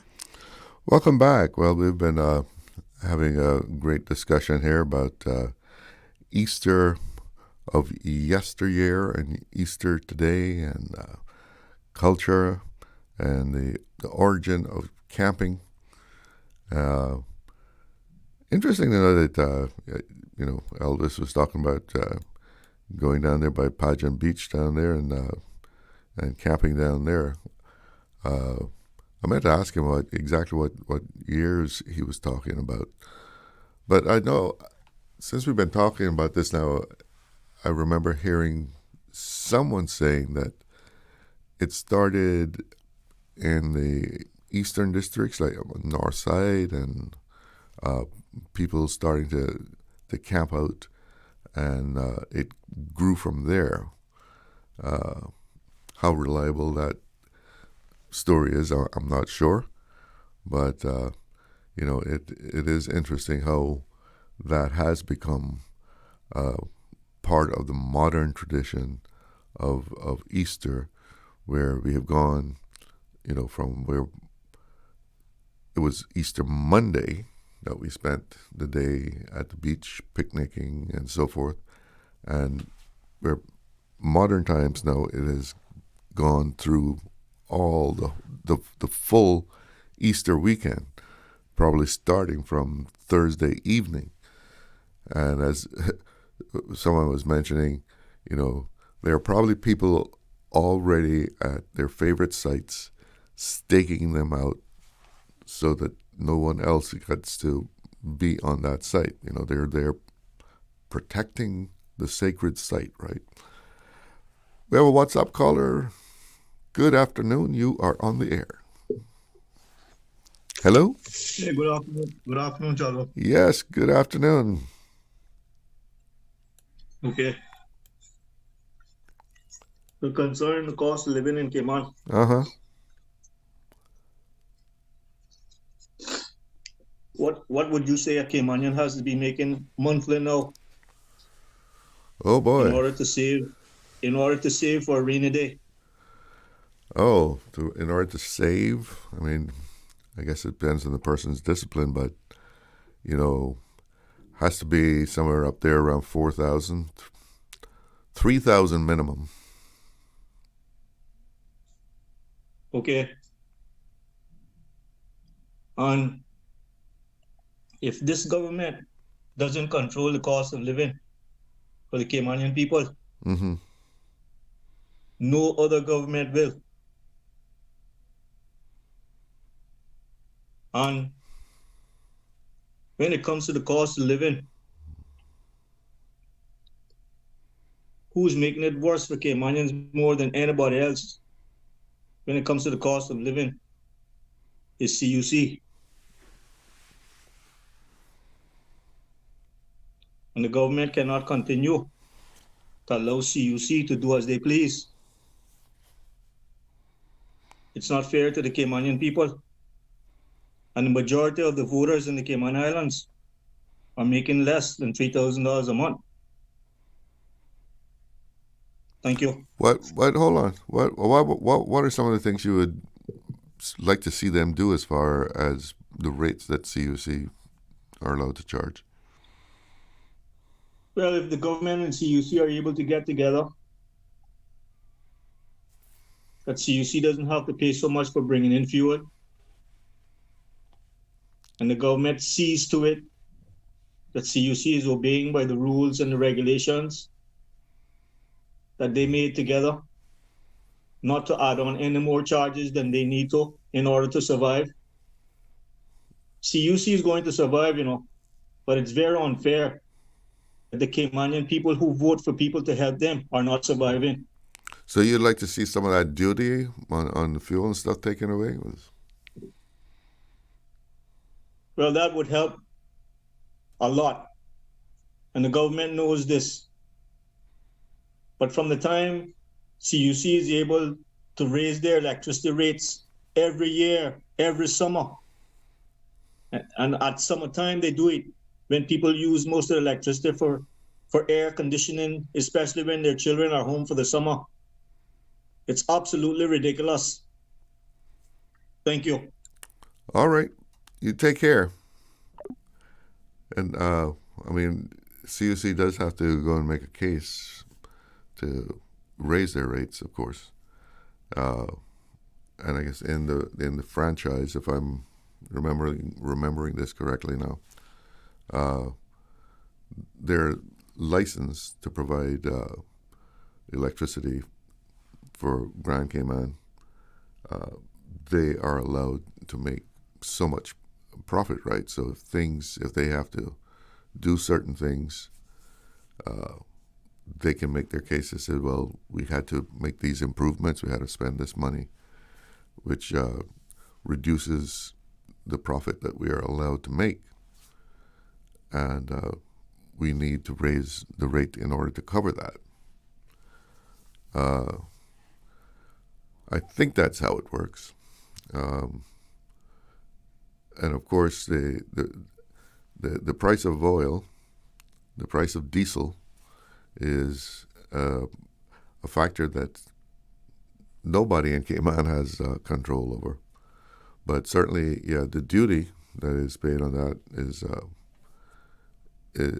something that, you could consider how much that would cost to reduce government revenue. That's the considering point there. How much are you willing to give up?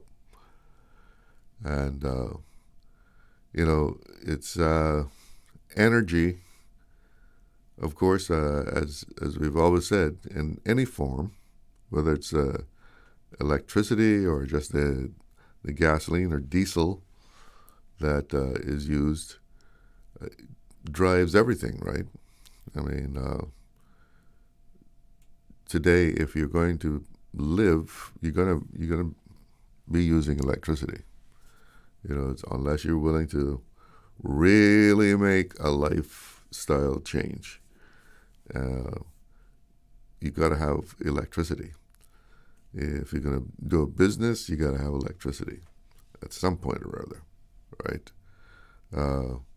So whatever the cost of energy is, whether it's the gas that we put in the cars or the trucks, the diesel that you put in the trucks, the diesel that you use to generate electricity, it all comes down to energy.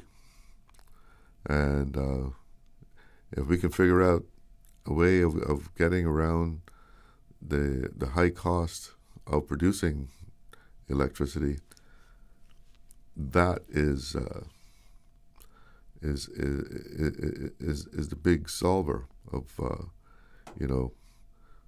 the constant fluctuations in prices of diesel, of gas, and the cost of electricity. So I know at some point there was some breaks made as far as the government giving up some of that duty. Whether they can afford to do that at this point in the game, we would have to look into that further, because of course import duty is where the government gets a lot of its money. The other source, of course, is the financial industry, which provides most of the revenue that we see going to government. But that import duty is also a good share of what government brings in as far as its revenues, because no income tax, no corporate tax, and no property tax after you pay that one-time transfer stamp duty, right? I've heard people talking about maybe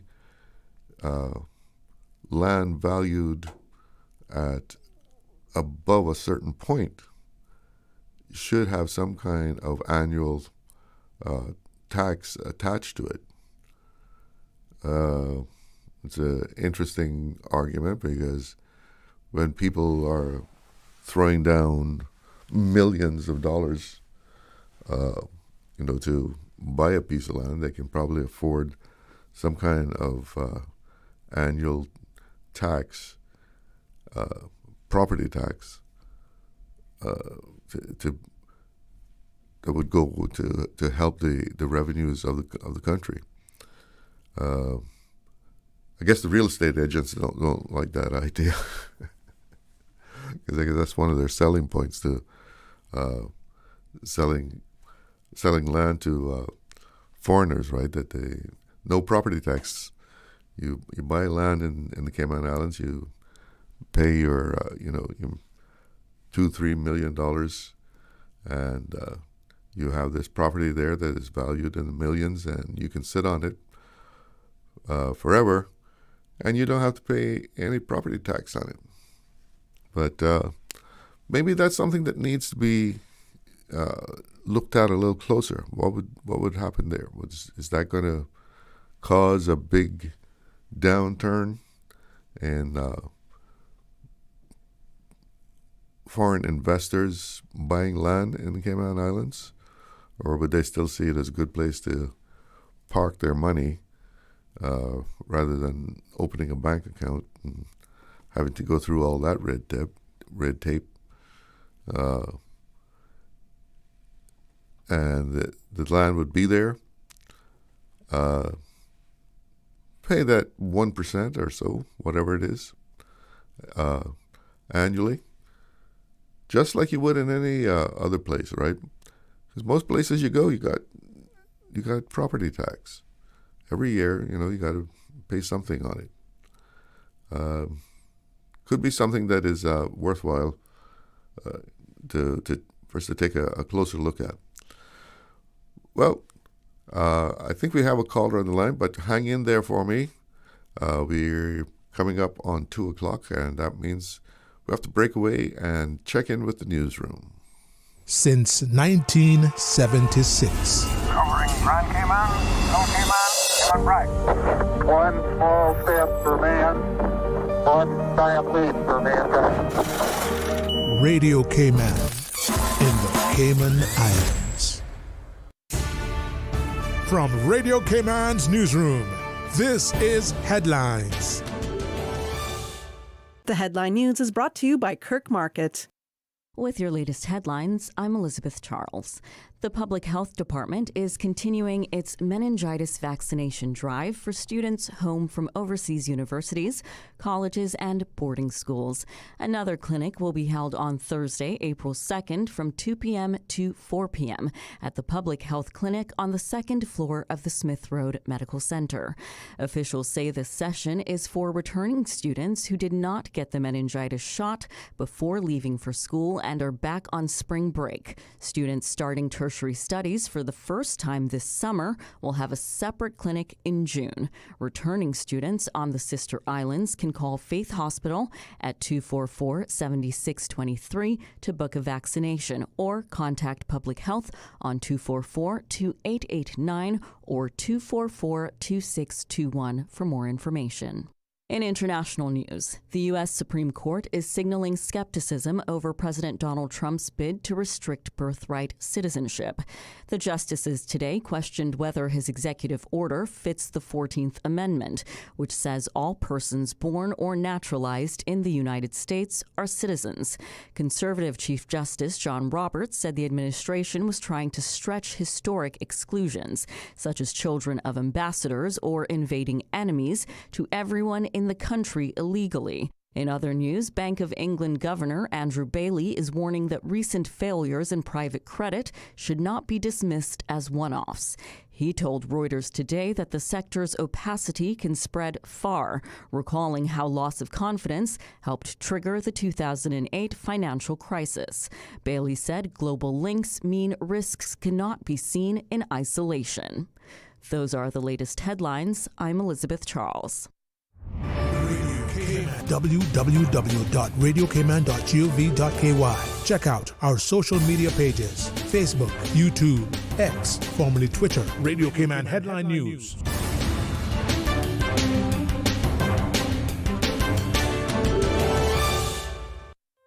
Looking for fresh, healthy food that's full of flavor?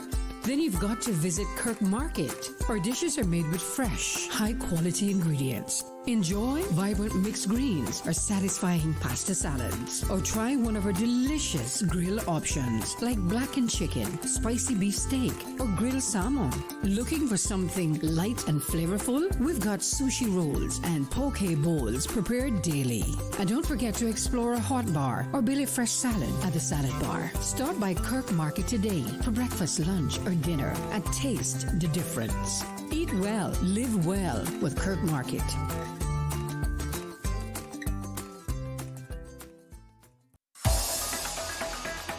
Radio Cayman's Talk Today.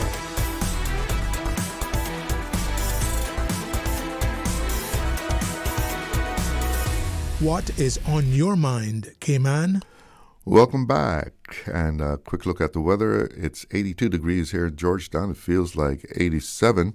Winds out of the east-northeast at 14 knots, and forecast is calling for isolated showers straight through the rest of the afternoon and into tonight.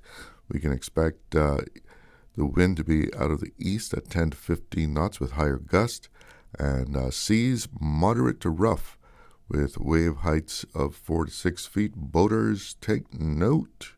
A small craft advisory is in effect, and looking at the radar, yep, you can see rain is in our area around Grand Cayman, especially to the south of Grand Cayman on the 30-mile radar range. Sister Islands, though, I don't see any shower activity over that way.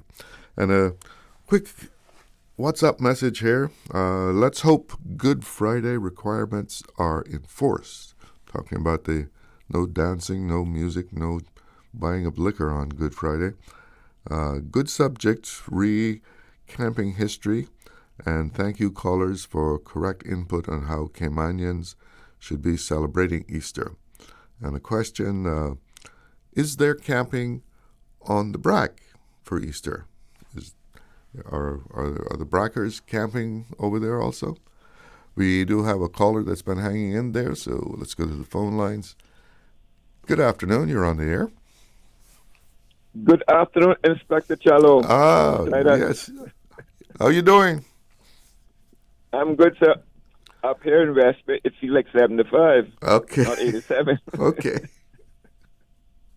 No, it's a nice, cool day up here. Hey, enjoy it.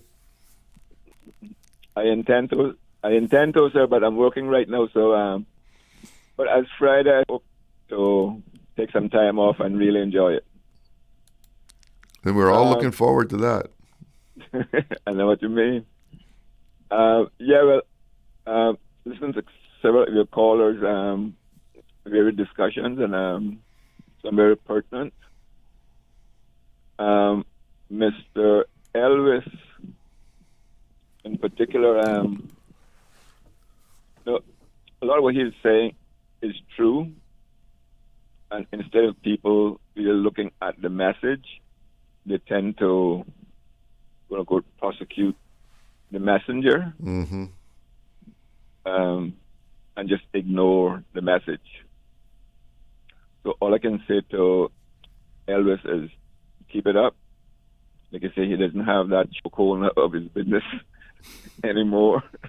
He has a bit more slack now. Just to, I suppose, watch his language when you get on the radio.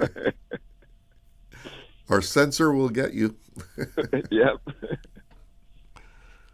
But when your previous callers talked about the cost of living, yes, everybody is feeling that. I probably want to say the majority more so. And he suggested about reducing the import duty on the fuel. Fuel. Good. That will definitely bring it down. Now, if we reduce the cost of fuel, use that as an example. That means government revenue decreases. So government will have two options in terms of the amount and level of service that they provide. And right now, that's a very tricky budget that they're working with. If you reduce it, things might go out of balance. Right, so you either stop producing some services or providing some services, or you reduce them. That then has a knock-on effect. I, like my good friend Micah Hurlston, it's time that we impose some form of taxation, whether it's income, property, or whatever. Sorry, that time has come and passed long time. There are numerous people on this island, Caymans included, that making a very, very good income. and they should be contributing more to providing for those less fortunate. Another example, last year before, when government introduced the new regulations that the car has to be a maximum of 7 years old. Mm-hmm. Right. Now, without any really proper public transportation system, poor persons really can't afford to get a car or a vehicle that they can afford. And cars are expensive, man. Right. Now, I suspect that's how government look at it is, okay, if we reduce the volume, you'll pay up for it in the value. Because, the import duty is based on the value of the vehicle. Right. So, but a number of persons are really inconvenienced because they can't buy a car that they can afford. The public transport is not reliable. So how do you get to and from work or going to the supermarket or whatever? Mm-hmm. So I see it as really affecting those less fortunate people more than anybody else. Budget is tight, yes. Now, digressing somewhat, if you look at the east-west arterial that they're proposing to build, which is supposed to get going, in a few months or something? Right. But I think phase 3, which goes a little closer to the north side to Frankstown Road, alternative B3, which is longer, which will impact more environmentally sensitive areas. There apparently seems to be a lot more support for that particular alignment versus B2, which is shorter and not as environmentally damaging as alternative B3. Now, whichever route that is taken, but I don't see the logic behind doing B3, more environmentally damaging and more costly. Yeah. I don't see why he would choose that option. But you got two strikes against it straight off the bat. Right. But saying that, irrespective of which option is eventually chosen, you can get from, let's say, East End into Great Beige much quicker. But because of the lack of the distribution points in and around Georgetown, probably from the airport or from Lion Center, from Hurley's coming west, the distribution points are not being increased. So as a result, you can get to, let's say, Hurley's quicker. But when you get to Hurley's, you can have to wait longer. So I would suggest build alternative B2, the money you save there, take that and improve the transportation routes into town. So you have a lot more options how to get to different parts of town. When you said distribution points, you're talking about connecting roads to go off side roads? Yes. Say, for example, now if you come to the roundabout there at the western end of, or you come to Smith Road, street lights there. Mm-hmm. Okay, you're going towards the hospital. There is no connecting road between Smith Road and Hulda. Or is that the one that comes off with a glass house that goes up then to the roundabout at the western end of the runway? Right. So Elgin Avenue. Elgin Avenue. There is no connecting roads in between there, so you get now more traffic building up by the Glass House, by the one there by Royal Bank. But we had some of those people may have to turn around and come east, or so there really isn't any connecting road between these major streets. Yeah. So there's always been a lack of that, the crossroads. Yes. You know. Yes. I mean, it's so evident. Look at Eastern Avenue, between Eastern Avenue and getting back into sort of North Church Street area. Mm-hmm. You got Borden Road, and you got the one there by by the playing, by the team actually playing field there, Schoolhouse Road and this and that.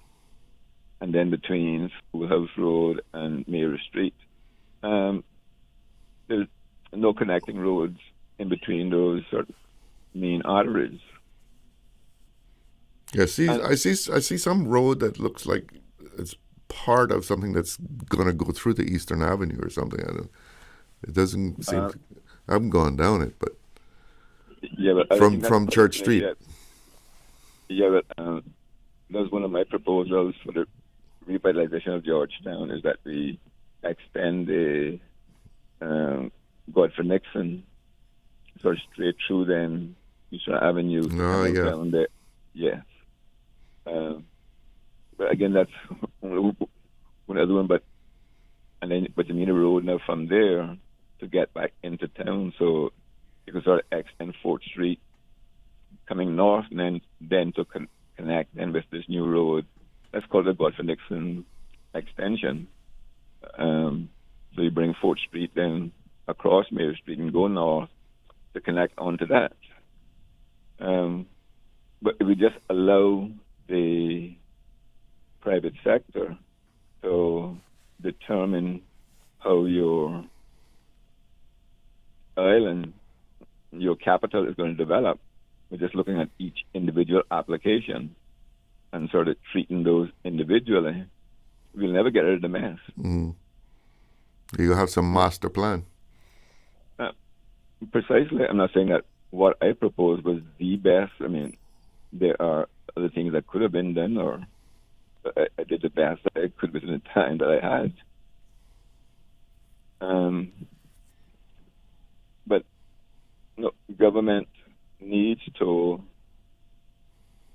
get on the ball and do some planning. Every person that comes on, or group of person that comes on to your OC show, they always lean back the population growth. What are we doing about population growth? These immigration reform will have some impact, but it's going to take a while for it to really be noticeable. And the more we develop business-wise and so forth, the more people you need to run those businesses. Precisely. So let's set a limit. If you want your population to increase by whatever, they say it needs to increase by at least 2.1%. For it to replenish itself. Anything less than that, then you're going into decline. But if you're having 4.5%, 5% increase now, how many other jurisdictions throughout the world have experienced that kind of growth? A couple of years ago, Bermuda had more person than us. All of a sudden, now we've surpassed them. Mm-hmm. I mean, for no rhyme or reason, except, in my view, the silent voice of the minority has the greatest influence, and the biggest listening ears. I just say, he that pays the DJ chooses the songs. To put it in a more modern way. Yes. who plays the fiddle. Yeah. Sam may take offense to that. Yeah, so that's my contribution to today. So those of us who celebrate Easter have a enjoyable and safe one. Those who do not, enjoy the 4-day weekend. And to you, Mr. Inspector, we'll talk some more. Yes, always a pleasure to hear from you. You enjoy the Easter. I'm going to try. All right. Okay, sir. Bye for now. Bye. I think we have a caller in there, but we need to take a break. Hang in there for me, caller. Did you know that Doctors Hospital provides urgent care services 24 hours a day, 7 days a week? And Doctors Hospital's urgent care physicians have access to the most advanced MRI and CT imaging in the Caribbean, providing reliable diagnostics when you need it most. When you need quality urgent care for an illness or injury, Doctors Hospital is here for you 24/7. Whether it's a migraine, chest or abdominal pain, shortness of breath, broken bones, or another urgent need, Doctors Hospital at the top of Walker's Road. Urgent care right now. Looking for fresh, healthy food that's full of flavor? Then you've got to visit Kirk Market. Our dishes are made with fresh, high-quality ingredients. Enjoy vibrant mixed greens or satisfying pasta salads. Or try one of our delicious grill options like blackened chicken, spicy beef steak, or grilled salmon. Looking for something light and flavorful? We've got sushi rolls and poke bowls prepared daily.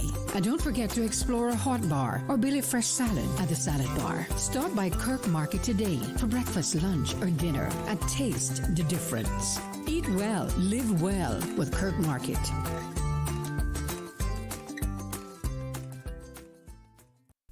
Freedom, Cayman Brack. Freedom, Little Cayman. Soft breezes, blue waters, no traffic. Unwind and rejuvenate your mind, body, and soul. Sister Island Staycations, a taste of freedom. Discover all that our sister islands have to offer.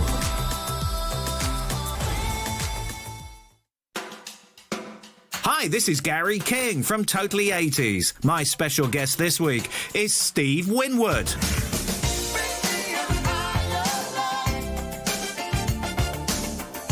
Steve tells us why he's so proud of Higher Love, one of his biggest hits. I'll also bring you the latest news on the biggest stars of the decade.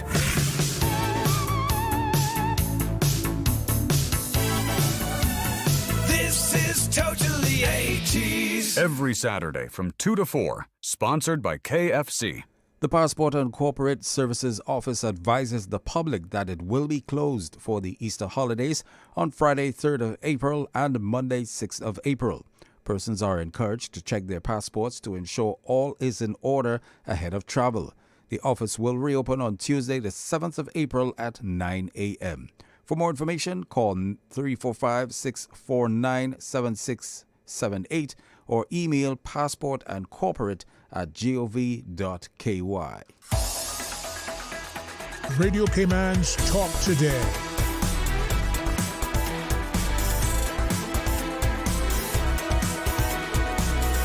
What is on your mind, Cayman? Welcome back, and we have two callers on the line there. Let's see if we can get them in before the show is over. Good afternoon. Good afternoon. You're Hello. On the air. Yep, you're on Hello, the good air. afternoon. Yes. Am I on? You're on. Go to it. Mr. Glenn, is Robbo speaking. Yes. It's Robbo speaking for everyone here. Yeah, Mr. Glenn. Good to hear from you. Yes, sir. Apparently, I tried calling. We had a premiere on. You said that you opened the mics, but I was unsuccessful. Yeah, and then. Mm-hmm. So give me 5 minutes. Anyway, I know the caller. And home, Yeah, we only got 7. We only got 7 minutes. Go ahead. Okay. Go ahead. I do my start. I do my thing. Listen, apparently, the Law Reform Commission, right? The agenda is to plan, transact, carry on, and conclude. Right? That's the planetary agenda. Okay. Okay. And apparently, right now we are 1/3 of the year now, April 1st. Mm-hmm. Right. And the whole point I made now, Mr. Glenn, we got the changes, right? The whole decomposition of it, right? systematic, arranged, orderly existing laws to ensure their development and modernization. Because I called in when Mr. Tatum on, it was an OT show, and then there was a boilerplate, sunrise text code or other design elements that can be used, saying that the law firm commission end of June, the duration, the earliest or the earnest December coming, but vice versa. Okay, so basically, any or one or all for law, statute law is written, laws formally enacted by legislative body per se. Yeah. Right? It is acts, statutes, primary legislation. Okay? You see all the countries, Mr. Gideon, they end drug trafficking, right? Or obviously drug legalization of this profits, black market, moving to legal regulated market. Okay? Mr. Gideon, from the get-go, the first 100 days, that sweet spot, just to execute that. I know every admin, they have priorities, but they should execute that right away. Okay? Because there always, Mr. Glenn, there's always an orientation going away, beyond, and however, in normal, and reasonable, and expected. You understand? Yeah. As simple as that, the calculation. You understand? And I wrap up, Mr. Glenn. You see, any development and refinement, it make better or grow. We don't need no stolen tactics. Right? The fordo or police state on herbs is unpardonable. When you had the former commissioner David Beans, he said that Englishman. You see me? So that should have been after the burn right away. Okay? Prioritize, reform, right? Repeated unnecessary enactments, reducing fragmentary laws. That's all it is. It's a herb. You know? And as simple as that, we in this hemisphere, we're going on with Trump. But I've been telling we're going with Trump now. Right? In the physical form on the radio. But I've been absent on the radio, but I intact. But listen, all this stalling and procrastinating about consultation, listen, we come in like we behind time. You feel me? Yeah, I hear what you're saying. You see law of tactics is a strategic of the legal system, right? And I have a hard feeling, right, of legitimizing this situation and handle the process with consultation, right? 60% people vote for the herbs, right? And that's not for the gambling, and that what attract people to vote this last election. And obviously, there'll be an attrition of the cadence of voters who drop out, die, pass away, disease, or who don't vote again. So get another act together, get this process sorted out. Mr. Green, enjoy Easter. Well, let me ask you a question. Go ahead, sir. Go ahead. From what I'm picking up from you, I mean, the referendum was just to decriminalize, right? Which means it would still be an offense, but it wouldn't be criminal. Be like getting a speeding ticket or something, right? But you would like to see it go further. I'm taking it to legalize it. Mr. Green, from the get-go, I want full legalization right away. You crawl before you walk. Yeah. So obviously the referendum is legalization, reduce the criminal status, or harsher penalties, whatever. But I want full legalization because at the end of the day, like I say again, you're always in our nation. You're going away. However, it's reasonable and expected. Get it resolved and sorted out eventually. You understand? You see the crisis going on in Cuba? Yeah. That's on you. That's making. That's on you. So, you know, you have to respect and honor the voters and electorates. Big and serious. Yeah, well, you gotta give the government, respect for saying, well, this was the vote. Let's do what the people want. But Mr. Hear me out now. I heard the last one, I was calling. Let's go home, piece of it, but differently. He ran 2021 with it now. Die hard. Like how his agenda, die hard to the fullest. And then 90% of candidates agree of the condition, right? At that time, 2021. And then Miss Juliana ran with it. And Banton ran with it at that time. You understand? So, like Mr. Glenn, time is the essence and the concept, right? So, like I said again, in politics, there's fool's errand. You didn't do that. Yeah, tell me no man, Bobo. Tell me no man. That how I feel about it. You understand? All right. I catch me. Enjoy your weekend. All right. You have a great Easter too. Take care. Yes, sir. Yeah, sometimes, these things seems like they're moving in slow motion when you look at it and you say, well, why is it so difficult to just get it done, right? And they got to cross all the T's, dot all the I's, and perhaps the intentions are good. You're going to rewrite this legislation now and decriminalize something that has been a criminal offense for so long. You have to get it right, and they got their procedure to go through. The consultation, the public consultation, which some people may argue that, well, the referendum was the consultation, right? So, but for example, what will be the amount that will be not a criminal offense? How many grams is it going to be that you can have and not be charged with a criminal offense? Those are the kind of things, I guess, that they have to be taking into consideration. Well, it is 2:30, and that means I've got to be heading out of here. Thank you all for tuning in, and especially thanks to all the callers that joined in the conversation about camping, and we covered a number of subjects. But enjoy the Easter. Enjoy the Easter. I'm Charles Glidden. One love. Talk Today is brought to you by the Ministry of District Administration. Explore your history. Explore your land. Explore your sister islands. And Doctors Hospital. Peace of mind is important when life happens. Doctors Hospital. Always there for you. Call 949-6066.